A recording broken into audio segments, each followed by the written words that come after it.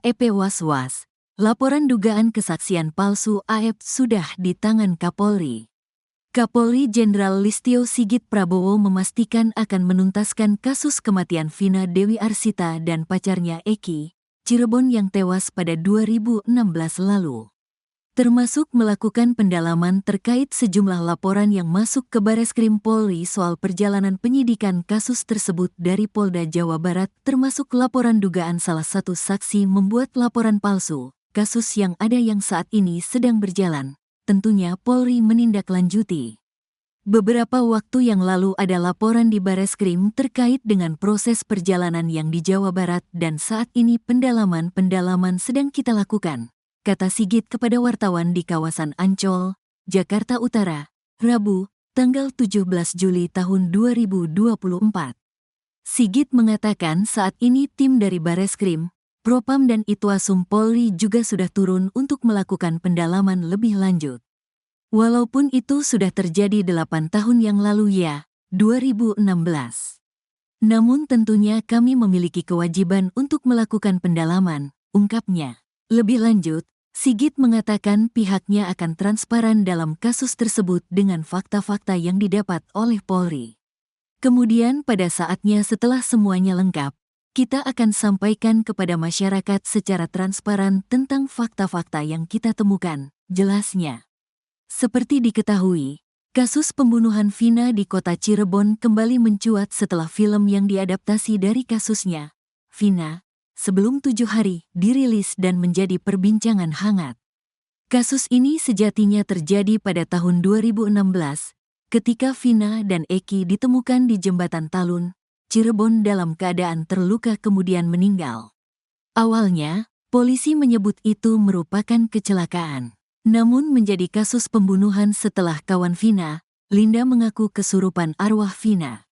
Dalam kasus ini, polisi telah menangkap 8 dari 11 pelaku. 7 diantaranya dijatuhi hukuman penjara seumur hidup, yakni Rivaldi Aditya Wardana, Eko Ramadhani, Hadi Saputra, Jaya, Eka Sandi, Sudirman dan Supriyanto. Sementara 1 terpidana lainnya yaitu Saka Tatal yang dijatuhi hukuman 8 tahun penjara. Setelah 8 tahun, 1 DPO atas nama Pegi Setiawan alias Pegi Perong ditangkap polisi pada Selasa, tanggal 21 Mei tahun 2024 malam. Adapun Pegi ditangkap di kawasan Bandung, Jawa Barat. Selama pelariannya, polisi mendapat informasi sementara jika Pegi bekerja sebagai buruh bangunan di Bandung. Namun, sejalan dari situ, 2 orang yang masuk daftar pencarian orang, DPO, bernama Andi dan Dani dinyatakan tidak ada dan dihapuskan. Hingga akhirnya Pegi Setiawan sendiri dibebaskan dan status tersangkanya gugur setelah menang dalam gugatan pra-peradilan kasus tersebut. Setelahnya, beberapa laporan pun masuk ke Bareskrim Polri, salah satunya dari keluarga 7 terpidana kasus tersebut soal dugaan adanya kesaksian palsu. Adapun yang dilaporkan adalah saksi AEP dan DD ke Bareskrim Polri, Jakarta pada Rabu, tanggal 10 Juli tahun 2024, dengan nomor LPB 227-7-2024, SPKT. Bareskrim Polri tertanggal tanggal 10 Juli tahun 2024. Selain itu, laporan juga dilayangkan untuk Ketua RT Pasren yang menjadi saksi dalam kasus tersebut. Polisi sudah terima laporan dugaan kesaksian palsu. Polri telah menerima laporan dari keluarga 7 terpidana kasus pembunuhan Vina dan Eki di Cirebon ke saksi AEP dan DD soal dugaan memberikan keterangan palsu. Polri setiap ada laporan tentu kami menerima menjadi hak para pelapor, kata Karopenmas Divisi Humas Polri Brigjen Trunoyodo Wisnu Andiko di lapangan tembak Senayan, Jakarta Selatan, Kamis, tanggal 11 Juli tahun 2024. Trunoyodo menyebut saat ini penyidik Bareskrim Polri tengah menelaah laporan yang diterima tersebut. Tentu langkah yang dilakukan akan melakukan penelitian, mengkaji, menganalisis terhadap setiap laporan-laporan, ucapnya. Persoalan terkait kesaksian janggal AEP ternyata telah sampai di telinga Kapolri Jenderal Listio Sigit Prabowo.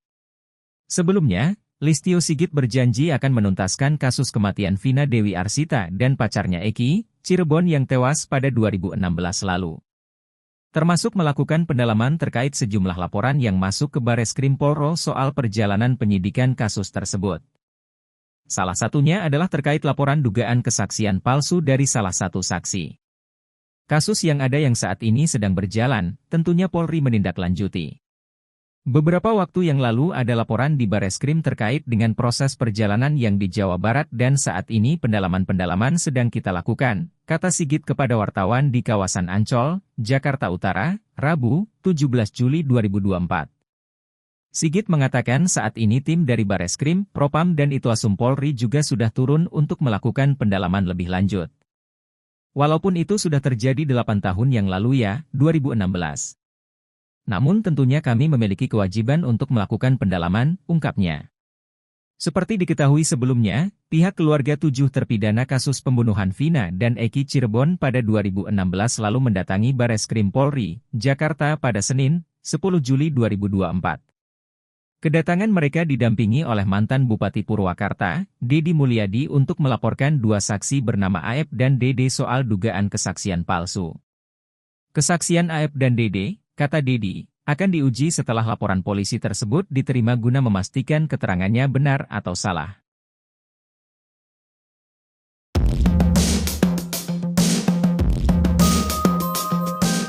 Kapolri Jenderal Pol Listio Sigit Prabowo menyatakan keseriusannya mengungkap tabir kasus Vina Cirebon.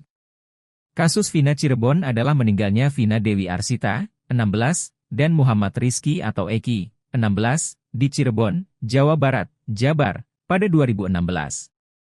Keduanya ditemukan di Jembatan Talun, Kabupaten Cirebon, 27 Agustus 2016.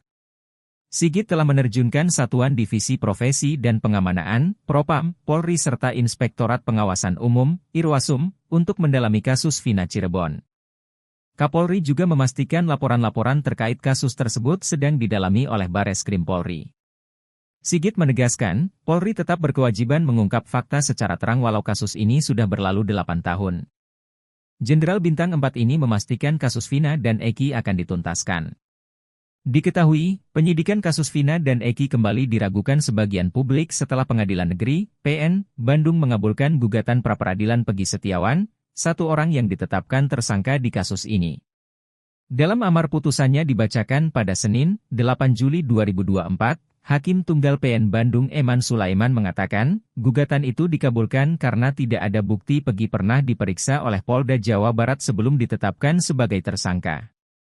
Selain itu, Hakim Eman menyatakan penetapan tersangka tidak hanya dengan bukti permulaan yang cukup dan minimal 2 alat bukti, tapi harus diikuti adanya pemeriksaan calon tersangka yang termaktub dalam putusan Mahkamah Konstitusi, MK. Melalui putusan itu, Peggy pun terlepas dari status tersangka yang dijeratkan Polda Jabar. Kabareskrim Polri Komjen Wahyu Widada mengatakan pihaknya kini sedang mengevaluasi penanganan yang dilakukan Polda Jawa Barat, Jabar. Menurut Wahyu, evaluasi masih dilakukan sehingga belum bisa diungkap hasilnya. Kabareskrim menambahkan, pihaknya juga tengah mengkaji penanganan kasus yang dilakukan penyidik Polda Jabar. Wahyu pun meminta masyarakat memberikan masukan dalam kasus ini. Dia juga berharap penanganan kasus ini dilakukan secara transparan dan profesional.